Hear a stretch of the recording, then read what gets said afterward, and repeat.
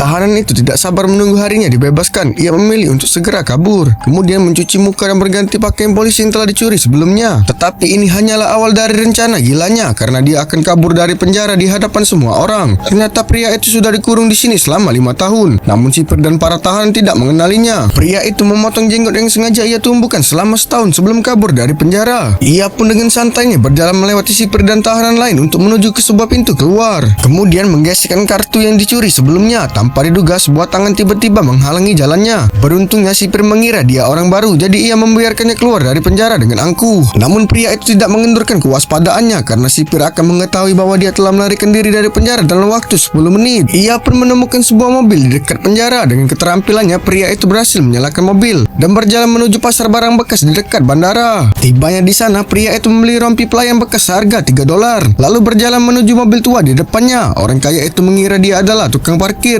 lalu memberinya tips besar $100 dan kunci mobil. Namun tanpa diduga, ia membawa pergi mobil tua milik orang kaya itu. Ia melakukan rencana gila ini hanya karena sepatah kata dari pacarnya. Maka agen yang bertugas itu pun mulai mencari pria itu. Namun ternyata ia justru datang ke rumah pacarnya saat itu rumahnya sudah kosong. Berhadapan dengan pria gila yang putus asa mencari cinta, bahkan agen yang telah menangani kasus selama bertahun-tahun itu ikut tercengang, karena pria ini melewatkan kesempatannya untuk keluar dari penjara dalam waktu 5 hari, tetapi juga menambahkan 4 tahun hukuman di penjara. Namun saat agen hendak menangkapnya, pria itu menemukan kawat logam yang familiar pada jasnya. Ternyata agen tersebut menemui masalah besar sebelum mencari pria itu. Sekelompok perampok tidak hanya mencuri berangkas bank, tetapi juga mengubah kata sandinya. Tepat ketika para ahli hendak memecahkan masalah itu, sebuah kecelakaan terjadi. Ternyata para perampok tersebut telah memasang bom di balik pintu secara provokatif. Namun karena ledakan yang begitu keras, barang bukti yang dibutuhkan polisi ikut hilang. Pria itu melihat sekilas bahwa ini adalah garis pengamanan dolar Kanada yang baru. Karena versi pendahuluan ini belum dirilis secara resmi, maka agen tersebut mengurungnya di sel dengan keraguan di hatinya untuk memberikan informasi lebih lanjut tentang perampokan itu.